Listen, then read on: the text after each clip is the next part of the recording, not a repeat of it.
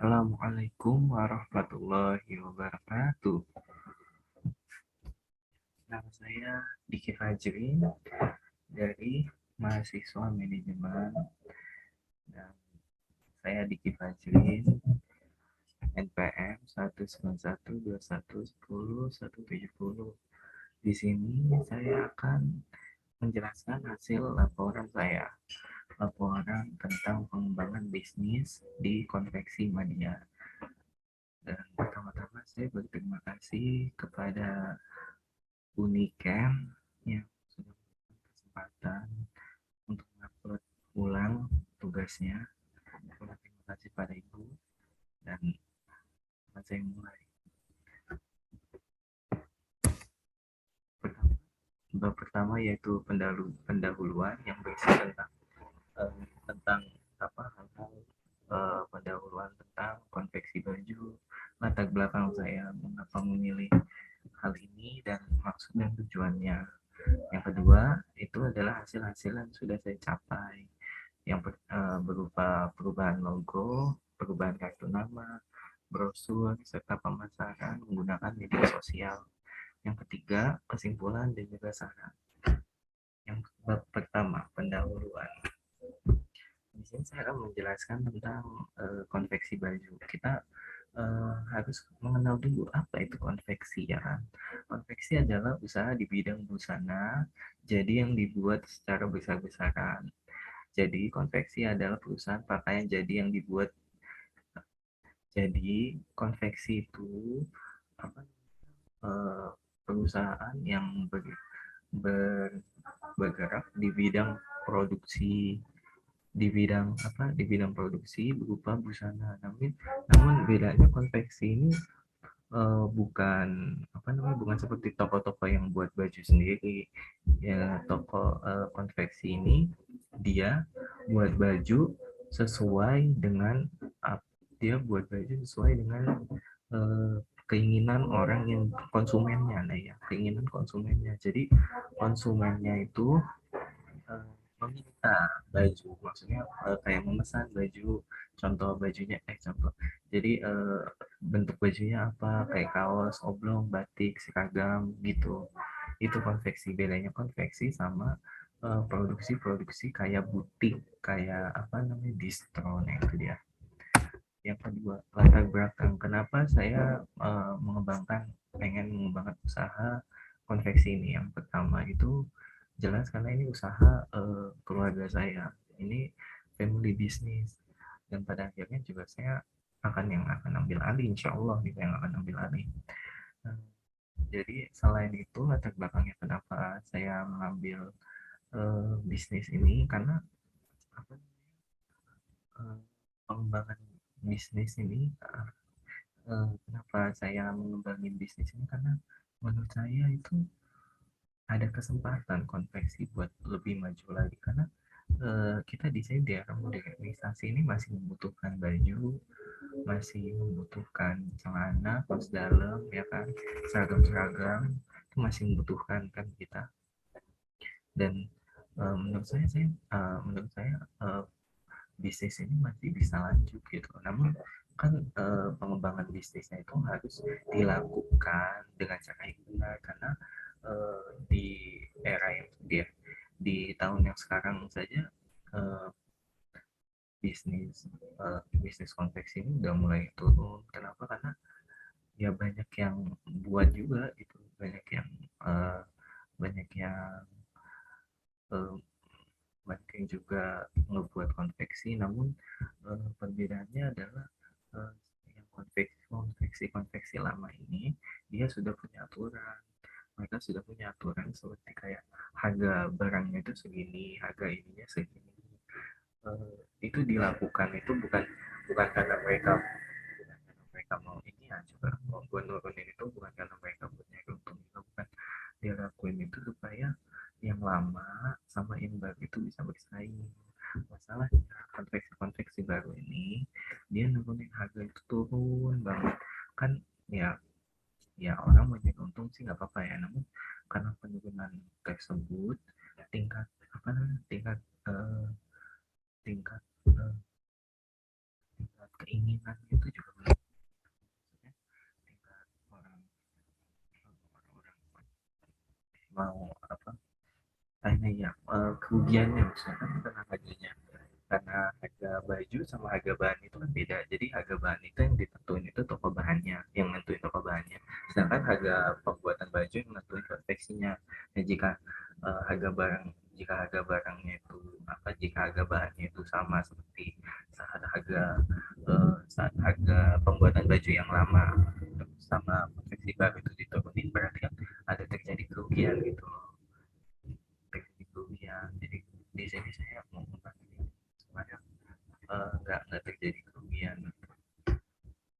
Konflik kenapa dan kenapa saya milih konflik media, yaitu tadi dia apa namanya, dia konveksi ini merupakan merupakan family business saya gitu, family business keluarga saya.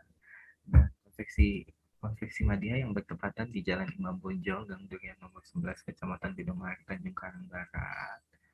Karena eh, serta ayah saya nggak bilang ayah saya gaptek atau enggak kan, konflik konveksi media ini masih banyak kekurangannya ya, dari hal pemasarannya. Untuk keuangannya sih udah bagus, untuk keuangan, untuk apa namanya, untuk keuangan, untuk eh, produksinya itu udah dilakuin semuanya yang bisa mendapatkan untung gitu. Dan sedangkan untuk pemasarannya ayah saya masih hanya melakukan mulut ke mulut. Maksud dan tujuan saya untuk melakukan pengembangan ini, yang pertama adalah agar usahanya dapat menarik konsumen dengan logo dan brosur yang modern.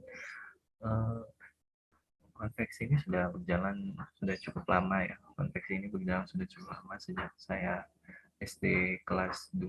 Konveksi sudah dibuat.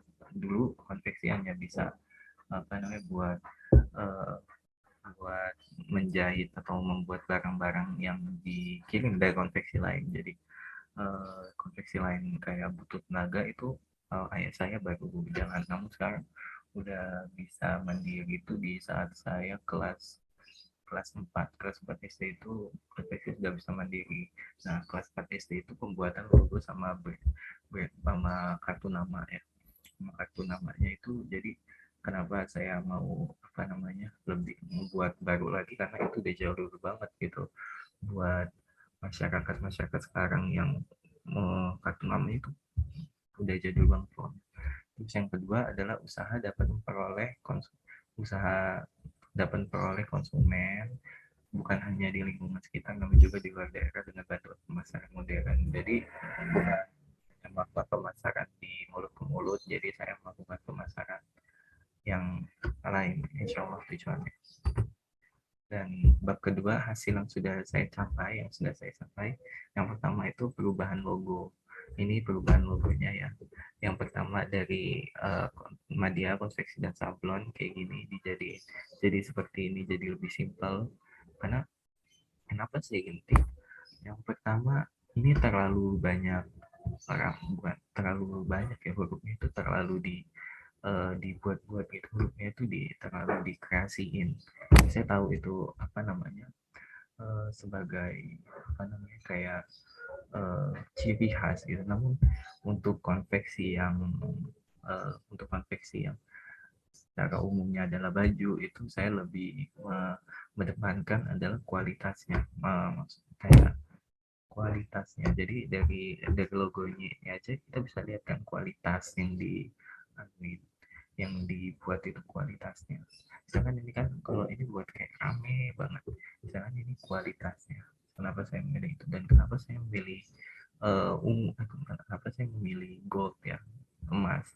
Karena menurut saya itu, saya konveksi ini saya mau ubah jadi elegan gitu. So, kan? Karena produk-produk baju ini identitas saya.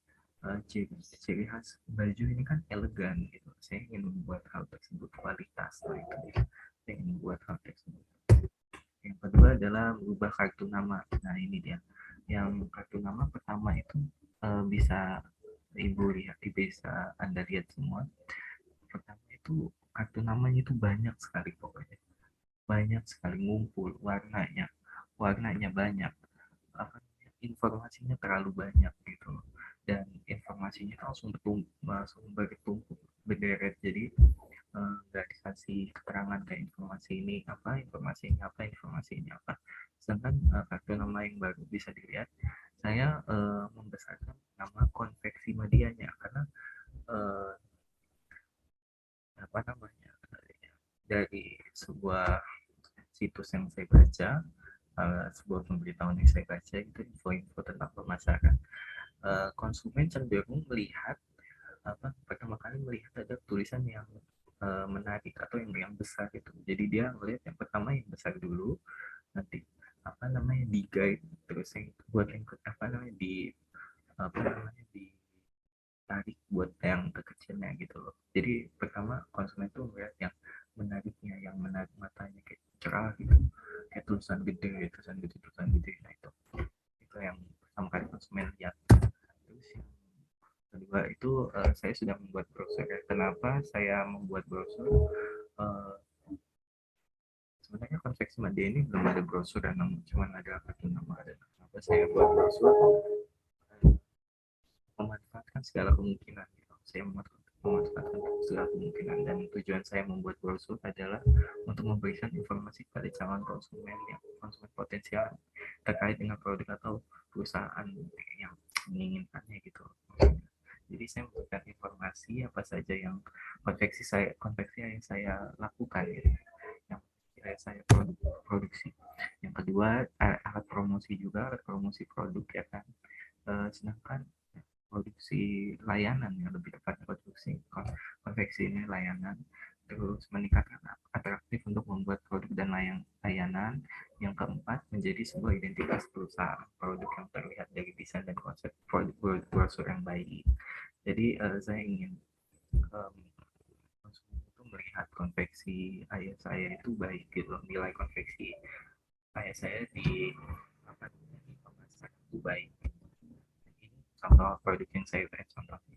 Dan ini adalah brosur yang saya buat ya, bisa Anda lihat, simple, tulisan di bawahnya branding is like you want, karena konveksi saya itu ngebuat sesuai apa yang kamu minta gitu. Anda mau buat kaos oblong, tulisannya bergaris-garis, tulisannya catur, akan kami buat dengan apa namanya, dengan usaha yang kami berikan gitu. Kami nggak berikan usaha setengah-setengah kayak masih ada benang-benang yang belum dicabut atau seperti itu. Tidak, kami memberikan usaha yang apa namanya, usaha yang maksimal. Dan ini apa namanya, di bawahnya itu nomor nomor telepon, yang di bawahnya lagi adalah alamat. Di samping ini adalah branding, jangan lupa, karena kalau nggak pakai branding gimana ya. Terus yang di sini itu adalah hal-hal yang ayah saya buat, yaitu kaos, kemeja, jaket, topi, seragam sekolah, dan juga batik. Saya sudah melakukan ini ya, sudah melakukan pemasaran yang keempat lagi, pemasaran menggunakan media sosial. Jadi ayah saya belum belum pernah, ayah saya sudah pernah pakai Instagram gitu, namun ayah saya tidak. Jadi karena Instagram itu nggak bisa buat ngirim-ngirim apa, nggak bisa buat, cuman bisa lihat kalau followernya udah gede kan. Nah di sini saya ingin membuka kembali, habis ingin apa, mendatangkan kembali mencari keuntungan lewat media sosial. Nah, di sini adalah bukti kalau saya sudah mengirimkan pada pertama teman-teman saya yang ada di kontak saya, semua sudah saya kirim ke kontaknya ini. Ini adalah buktinya. Kenapa media sosial pasti banyak yang bilang kayak gitu. Yang nggak bisa dipungkirin itu, ini perkembangan zaman yang sudah canggih. Eh, jadi udah jarang gitu, orang orang udah jarang buat jalan di jalanan terus dapat brosur, itu udah jarang kan. Rata-rata kalau dikasih brosur pasti dibuang lagi ya gitu. Dan kalau sedangkan kalau di media sosial ini ya, kalau dihapus ya udah gitu, nggak ngurangin duit juga, paling cuma ngurangin kuota doang kan, cuma di share dengan ketikan tangan, ketikan tangan sudah bisa memasarkannya gitu lah. Kan siapa yang nggak mau gitu kan, siapa yang nggak mau gitu mendapat keuntungan yang lumayan cuma dengan ketikan jari gitu, bisa nambahin peningkatan keuntungan. Eh, Hasil yang bab dua, hasil yang sudah saya lakukan yaitu saya sudah mengubah logo brand konveksi saya yang semula terlihat ramai, yang tadi ramai menjadi simple dan elegan. Terus yang kedua, saya sudah membuat brosur dan memasarkannya secara online hingga penutup. Jadi kesimpulan yang saya dapatkan di sini adalah uh, perkembangan inovasi. Yang pertama adalah perkembangan inovasi dan kreativitas sangat berpengaruh di bidang pemasaran di era modernisasi ini. Yang kedua, konsumen cenderung memilih produk dikarenakan pemasarannya yang menarik.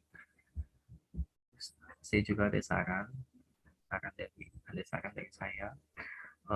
Teknik pemasaran itu bukan hanya teknik tentang menjual barang, tetapi teknik pemasaran itu juga teknik bagaimana orang yang sudah kita jual, yang sudah kita pernah tawarkan barangnya kembali lagi kepada kita. Bisa juga dengan cara kita memasarkannya secara menarik gitu ya. Kalau menarik kan pasti orang-orang bisa keinget di otak mereka gitu. Oh ini menarik, ini apa, tiba-tiba kayak ada suatu keadaan karena kita terlihat menarik, maksudnya ada pemasaran kita yang menarik, orang tuh kayak melihat hal kayak gitu langsung ingat sama apa namanya, sama produk kita gitu. Jadi saya saranin melakukan hal tersebut, bukan hanya kita jual barang selesai pemasaran, nggak kayak gitu. Pemasaran itu kita jual barang, namun orang itu akan selalu mengingat produk yang kita jual gitu. Kalau bisa sampai ingat muka kita lah, sampai ingat muka kita penjual gitu.